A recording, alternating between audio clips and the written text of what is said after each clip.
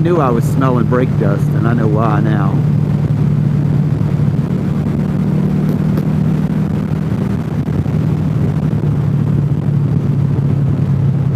But this is the end of Richard Russell Scenic Parkway.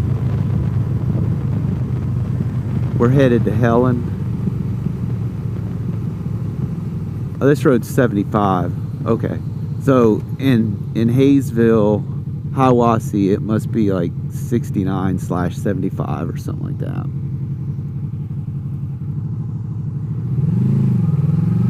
So this road here will take you right into Helen, Georgia. The sign says Helen, Georgia is in 3 miles. You could also take a left turn, and it'll take you up through, it'll take you up into Hiawassee, Georgia. I don't know where I'm going. I did not expect to be down to Helen, Georgia so quickly, taking Richard Russell. Because I've only been on the bike, shoot, less than an hour at this point. But hey, thanks for watching my video and listening to me ramble. Love you guys. Thanks for watching. Hit me up if I can do anything for you, if you want to go for a ride with me.